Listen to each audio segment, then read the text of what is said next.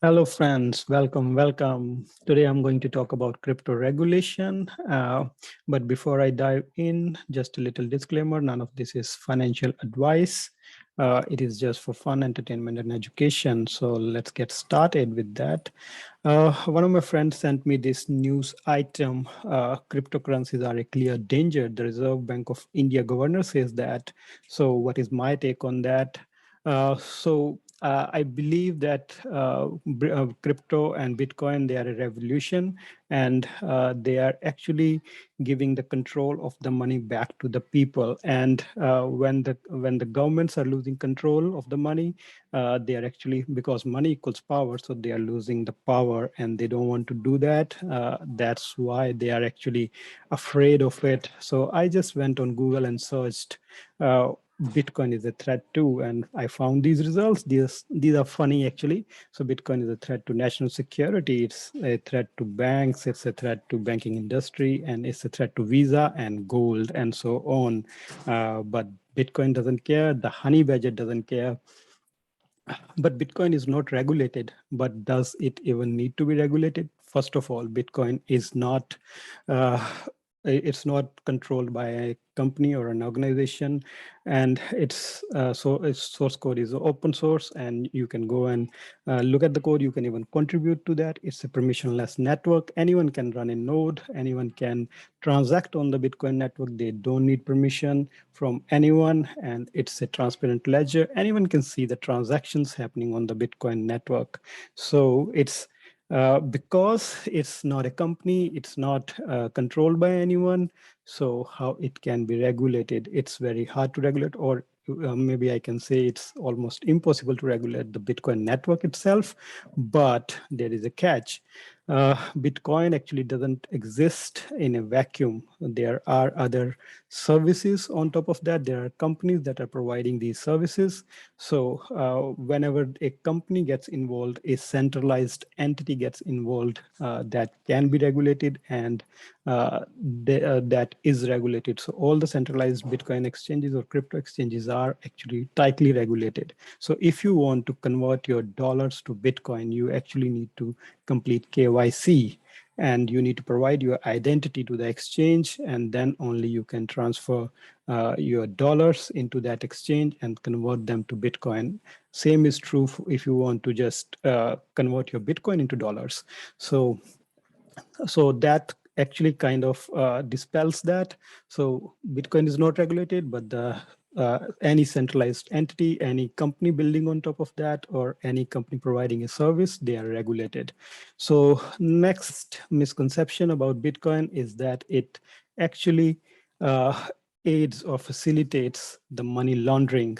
So I'll give you one example how it doesn't do that actually, because it is transparent and anyone can go and see the transaction. So there is this exchange hack that happened back in 2016, where a lot of Bitcoin was stolen. Almost, it's in today's days, its value is almost about $2.5 billion. And actually, the Department of Justice started monitoring that address. So it was the Bitcoin was stolen and moved to a address, and then Department of Justice started monitoring that address throughout the years. No activity happened on that throughout the year and throughout all these years, and then some activities started happening. It was being moved to another wallet, to some exchanges, and then it was being sold, and people were trying to cash it out. So, but what happened? They were actually monitoring that. So they actually caught this couple who was behind the hack or somehow involved with the hack. They had control of the private key. So the mistake that they made was to store the private key in Google Drive. And because Google is a centralized entity, so and they have to respond to law enforcement, so they were given a notice and they had to provide the data. So they had to provide the private key, and Department of Justice actually got hold of the Bitcoin and they recovered all of it. So let me go to the next slide. So what is investor protection? And So what is this regulation good for? It is actually supposed to protect the investors. So the expectation is, you can see on the left side, it's supposed to work like that. It's supposed to protect, but in reality, does it really protect? That's a question.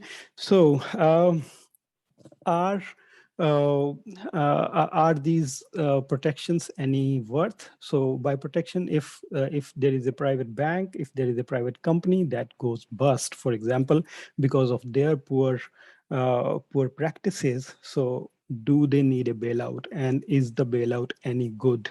So because they say you can bail them out, but then that bailout, where is that money coming from? Where is that bailout money coming from? Is it it's coming from the tax dollars? It's actually they are stealing from your bank accounts, because when they do the bailout, when they print money for the bailout, your dollars in your bank account, they are actually devaluing those dollars. So it's actually the bailout.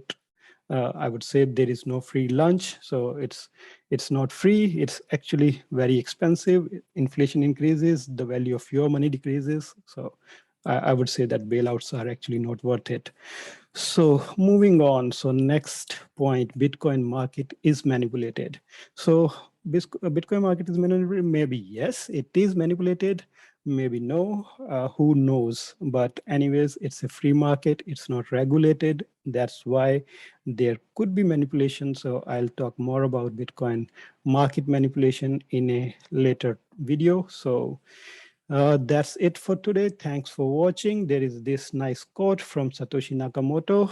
If you don't believe me or don't get it, I don't have the time to try to convince you. Sorry. Thank you for watching, guys. Bye for now.